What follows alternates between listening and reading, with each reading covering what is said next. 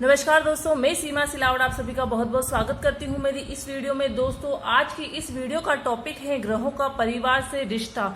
जी हाँ, आप अपनी कुंडली से अपने परिवार के जो भी सदस्य हैं, आपके जो ब्लड रिलेशन वाले जो भी सदस्य हैं, उन सभी का आपसे रिलेशन कैसा है वो आप दे सकते हैं। यहाँ पर एक मैं लग्न कुंडली लूंगी। फॉर एग्जाम्पल, लग्न कुंडली से जातक का जो पूरा जीवन जुड़ा होता है, 12 घर होते हैं लग्न कुंडली में, और जातक का पूरा जीवन इस लग्न कुंडली के इर्द गिर्द ही घूमता रहता है। उसका पूरा जीवन जुड़ा होता है लग्न कुंडली से। लेकिन लग्न कुंडली से हम उस जातक के जो रिलेटिव है, चाहे वो ब्लड रिलेशन हो, उसके ससुराल के हो, उसके चाचा मामा ताऊ ताई, जो भी उसके रिलेशन है, उन सभी रिलेशन वालों के साथ उस जातक का संबंध कैसा है वो भी आप लग्न कुंडली से देख सकते हैं। तो ये आज पूरी वीडियो उसी के ऊपर है। बहुत ही इंटरेस्टिंग टॉपिक है। आप इस वीडियो को पूरा देखिए तो आपको बहुत कुछ समझ में आ जाएगा। तो चलिए आगे बढ़ते हैं इस वीडियो में।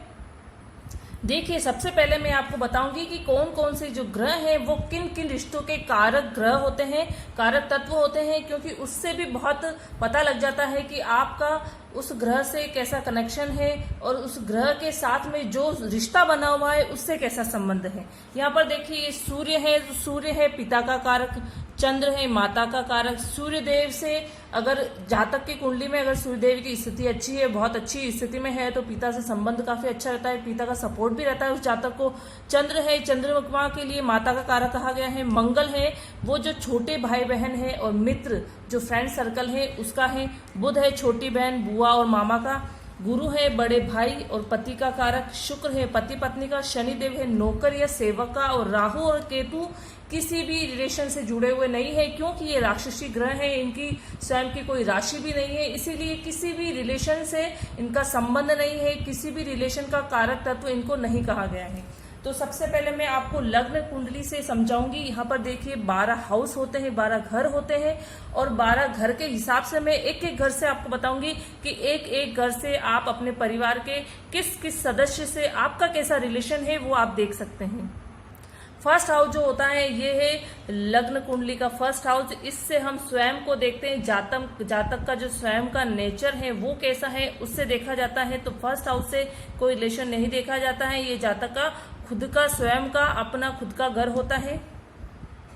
सेकेंड हाउस होता है कुटुंब का, परिवार का। कुटुंब परिवार में सिर्फ जो हस्बैंड वाइफ है उसके माँ बाप है वो नहीं आते, उसमें चाचा चाची ताऊ ताई, उसके जो कजन ब्रदर सिस्टर हैं वो, उसके मामा वगैरह, जितने भी उनके कुटुंब में जितने भी परिवार गण है वो सारे परिवार आता है। तो अगर 2 नंबर यहाँ पर जो सेकेंड हाउस के जो मालिक है उनकी स्थिति अच्छी है, वो बहुत अच्छी स्थिति में है, 6 8 12 में नहीं है, नीच के नहीं है, ऐसे नहीं है, तो उसका जो कुटुंब होगा, उस जातक का जो परिवार होगा वो बहुत अच्छा होगा। कुटुंब के परिवार से के जितने भी सदस्य हैं उनसे उनका रिलेशन काफी अच्छा होगा, काफी सपोर्ट करने वाला परिवार होगा।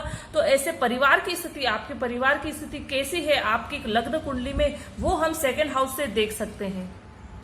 तीसरे घर से हम देखते हैं छोटे भाई बहन का। छोटा जो भाई होता है वो मंगल देव इसके कारक हैं, और जो बुध है वो छोटी बहन का कारक है। तो तीसरा जो घर है, तीसरा हाउस है, वो छोटे भाई बहन का होता है। छोटे भाई बहन का आपसे रिलेशन कैसा है, तीसरे घर के जो मालिक है उनकी स्थिति कैसी है, वो कहाँ पर स्थित है, उनकी स्थिति में क्या चेंजेस है, 6 8 12 में तो नहीं है, सूर्य से अस्त तो नहीं है, नीच तो नहीं है, नीच की राशि से संबंध तो नहीं है, तो उनकी डिग्री 0 तो नहीं है। ये जो सारी स्थितियों में 2-4 आपको कंडीशन बता रही हूँ, उससे हम ग्रह की स्थिति देख सकते हैं। तो अगर इस स्थिति में नहीं है, केंद्र में है या त्रिकोण में है, तो तीसरे घर के मालिक की स्थिति काफी अच्छी हो जाती है। तो छोटे भाई बहनों से जो उस जातक का रिलेशन है वो काफी अच्छा होता है, काफी सपोर्ट करने वाले होते हैं छोटे भाई बहनों। जो तीसरा घर होता है वो प्लानिंग का भी होता है। आप अपने फ्यूचर में कैरियर से लेके या फैमिली से लेके जो भी प्लानिंग करते हैं वो कितनी सक्सेस होगी, वो भी हम तीसरे घर से देखते हैं कि तीसरे घर के मालिक की स्थिति कैसी है। क्योंकि अगर तीसरे घर के मालिक की स्थिति अच्छी होगी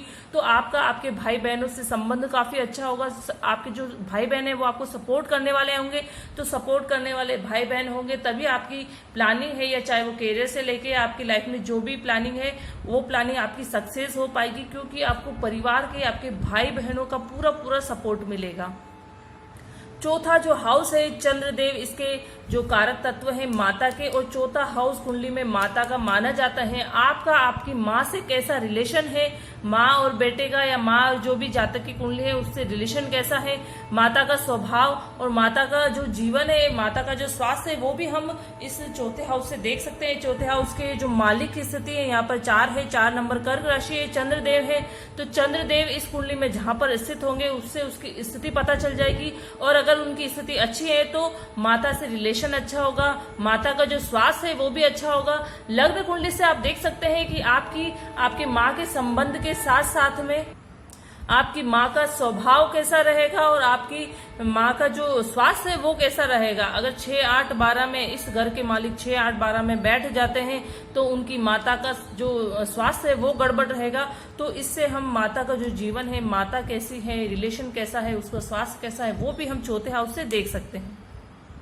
5वां घर है पहली संतान का। पहली संतान कैसी होगी, इस घर का मालिक ये है 5 नंबर, सूर्यदेव इसके मालिक है, सिंह राशि है, सूर्यदेव इसके जो देवता है। तो ये सूर्यदेव इस कुंडली में कहाँ पर बैठे हुए हैं उससे पता चल जाएगा कि पहली जो संतान है वो कैसी रहेगी। मान लीजिए 5वें घर के जो मालिक है वो पीड़ित है तो पहली संतान होने में दिक्कत होगी, या पहली संतान हो तो जाएगी लेकिन जो उसका जीवन है वो अच्छा नहीं रहेगा। तो अगर अपनी संतान का जीवन सही नहीं रहता है तो उसका प्रभाव पेरेंट्स पर, माता पिता पर पड़ता ही है। तो इस पहली संतान का अगर फ्यूचर सही नहीं रहेगा, जीवन सही नहीं रहेगा, तो कहीं ना कहीं उसका प्रभाव इस पूरी कुंडली पर पड़ेगा, इस जातक पर पड़ेगा।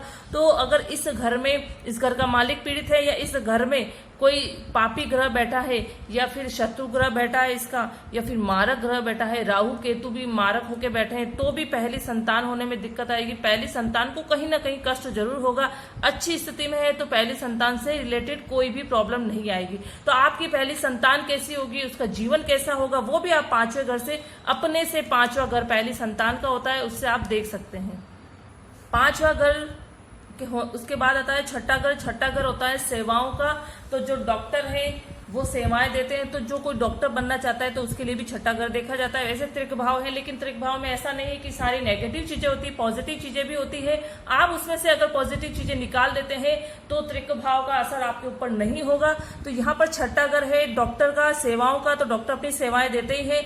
नौकर का शनि ग्रह से संबंध बताया गया है, नौकर या सेवक का, और बॉस का ये भी 6ठा घर है। 6ठे घर की स्थिति अच्छी होगी तो ये सेवाएं हमको अच्छे से मिल पाएगी।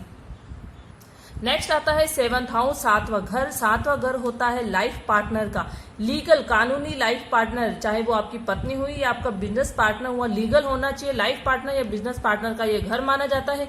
तो आपकी लाइफ पार्टनर कैसी होगी वो हम 7th हाउस से देख सकते हैं। 7th हाउस की स्थिति काफी अच्छी होगी तो लाइफ पार्टनर अच्छा होगा, और लाइफ पार्टनर अच्छा होगा तो वैवाहिक जीवन, जो मैरिज लाइफ है वो काफी अच्छी रहेगी। तो इस घर से आप अपना लाइफ पार्टनर दे सकते हैं, आप अपना वैवाहिक जीवन देख सकते हैं। और बिजनेस पार्टनर, अगर आप बिजनेस करना चाहते हैं तो आपको जो बिजनेस है वो पार्टनरशिप में करना है या नहीं करना है वो आप 7th हाउस से पता लगा सकते हैं। इसकी स्थिति बहुत अच्छी होनी जरूरी है।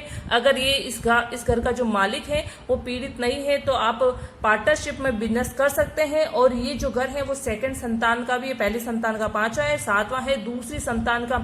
तो आपकी दूसरी संतान होने में कोई दिक्कत तो नहीं है, या दूसरी संतान से आपका रिलेशन कैसा है, दूसरी संतान का जो फ्यूचर है, उसका जीवन है, वो जो दूसरी संतान जो स्वयं है वो कैसी होगी, वो भी 7वें घर से पता लगा सकते हैं। नेक्स्ट है 8वां घर। अपने से जो 8वां घर है वो ससुराल का होता है। तो ये जो जातक है, मान लीजिए ये किसी लड़की की कुंडली हम ऐसे मान लेते हैं अंदाज से कि ये लड़की कुंडली है, तो उसका जो ससुराल है वो कैसा होगा, वो है 8वां घर। तो 8वें घर के मालिक की स्थिति कैसी है उससे पता लगा सकते हैं कि उसको ससुराल कैसा मिलेगा। लड़के की कुंडली है तो भी पता लगा सकते हैं कि उसका जो ससुराल है वो कैसा होगा। तो 8वां घर ससुराल से देखा जाता है। तो ससुराल जो है वो कैसा मिलेगा उसके लिए 8वें घर की जो मालिक है उसकी स्थिति कैसी है वो उस पर डिपेंड करेगा। नेक्स्ट है 9th हाउस। 9th हाउस है पिता का घर और गुरु का घर। तो अगर ये जातक का ये लगने से ये स्वयं से जो नौवा घर है वो पिता का है, चौथा घर माता का हो गया, तो नौवा घर पिता का है। तो पिता से आपका रिलेशन कैसा होगा और आपके जीवन में कोई सद्गुरु आएंगे या नहीं आएंगे, गुरु से आपको कितना ज्ञान मिलेगा, वो भी नौवे घर से देखते हैं। तो नौवे घर के जो मालिक है उसकी स्थिति अच्छी होगी, वो पीड़ित नहीं होगा, तो आपका आपके पिता से रिलेशन काफी अच्छा रहेगा। आपका आपके पिता से जो भी संबंध है अच्छे होने के साथ साथ आपको आपके पिता से जो सपोर्ट है वो काफी मिलेगा। भावनात्मक जो संबंध है आपका अपने फादर से, पिता से, वो काफी अच्छा रहेगा। तो नौवे घर से हम अपने पिता से रिलेशन आपके कैसे हैं वो देख सकते हैं। 10वां घर होता है सास का, सासू जी का घर ये कहा गया है। लड़कियों के लिए ये घर बहुत इंपॉर्टेंट है, क्योंकि कहीं ना कहीं सास बहू की अनबन चलती ही रहती है, ये बहुत नॉर्मल सी बात है, लेकिन ये कहीं ना कहीं हमें थोड़ा मेंटली डिस्टर्ब भी करती है। तो अगर आप अपने आपके सासू जी से कैसा रिलेशन, जैसे कोई अगर कंवारी लड़की है वो देखना चाहती है कि मेरी सास कैसी होगी, तो वो अपने जो लग्न कुंडली है उसका 10वां घर देख सकती है। 10वें घर की स्थिति कैसी है उससे पता लगा सकती है कि उसकी सास से कैसा रिलेशन रहेगा। तो 10वां घर है वो सास का घर होता है। नेक्स्ट है 11th हाउस, 11वां घर। 11वें घर से, तीसरे घर से छोटे भाई बहन देखते हैं, तो 11वें घर से बड़े भाई बहन देखते हैं। मित्र भी 11वें घर से देखा जाता है। सोशल सर्कल कैसा है, आपकी मित्र मंडली कैसी है, आपकी जो समाज में उठ बैठ है वो कैसी है, आपका सामाजिक व्यवहार कितना है, आपका सोशल सर्कल कितना अच्छा है, वो हम सब 11th हाउस से देखते हैं। 11th हाउस की जो मालिक की स्थिति है वो बहुत अच्छी है, बहुत अच्छी स्थिति में बैठा हुआ है, उसकी डिग्री भी बहुत अच्छी है, कहीं से नीच नहीं है, कहीं से पीड़ित नहीं है, कहीं 6, 8, 12 में स्थित नहीं है। तो आपका जो सोशल सर्कल होगा वो काफी अच्छा होगा, मित्र मंडली काफी अच्छी होगी, आपका जो सामाजिक व्यवहार है वो काफी अच्छा होगा, समाज में काफी मान सम्मान होगा। बड़े भाई बहन से आपका रिलेशन कैसा होगा वो सारे 11th हाउस से हम देख सकते हैं। फिर सबसे एंड में आता है 12वां घर, 12th हाउस। तो 12th हाउस से हम बहू और दामाद की स्थिति देख सकते हैं। अगर कोई बुजुर्ग की कोई कुंडली हो और अगर उसके अपने बच्चों की शादी करनी है तो वो देख सकता है कि उसकी जो आने वाली बहू है या उसका जो होने वाला दामाद है वो कैसा होगा। 12वें घर से आप पता लगा सकते हैं। 12वें घर की स्थिति को देखना बहुत जरूरी है, इसलिए जो कुंडली का जो नॉर्मल जो बेसिक नॉलेज होता है कि कुंडली हम कैसे देखें वो देखना बहुत जरूरी है। उसके बाद में मैं वीडियो बनाऊंगी तो उससे हम पता लगा सकते हैं, स्थिति पता लगा सकते हैं कि जो 12 घर है उनकी स्थिति को कैसे देखा जाता है कि उनकी स्थिति कितनी अच्छी है, कितनी अच्छी नहीं है, वो पीड़ित कैसे, वो सारा देख सकते हैं। तो 12वें घर की स्थिति अगर अच्छी है, 12वें घर के मालिक की स्थिति अच्छी है, तो आपको जो बहू है और जो दामाद है वो काफी अच्छे मिलेंगे, उनसे जो आपके रिलेशन है वो काफी अच्छे होंगे। तो आप ऐसे अपनी लग्न कुंडली से जो आपके खास रिलेशन है जो वो देख सकते हैं कि आपके रिलेशन आपके घर वालों से, आपके जो भाई बहन है, आपके जो पहली संतान है, लाइफ पार्टनर है, बिजनेस पार्टनर है, पिता है और जो भी आपके ससुराल है उनसे आपका रिलेशन कैसा रहेगा वो सारा आप देख सकते हैं। तो ये वीडियो आपको कैसी लगी है प्लीज मुझे आप कमेंट बॉक्स में कमेंट जरूर करें और आपको ये वीडियो कितनी समझ में आई है, कितनी पसंद आई है। अगर आपको कोई डाउट हो तो भी आप मुझे कमेंट बॉक्स में कमेंट करके पूछ सकते हैं। आप मेरी वीडियो को ज्यादा से ज्यादा लाइक करें, शेयर करें और अगर अभी तक आपने मेरे चैनल को सब्सक्राइब नहीं किया है तो प्लीज मेरे चैनल को सब्सक्राइब जरूर करें। Okay, thank you.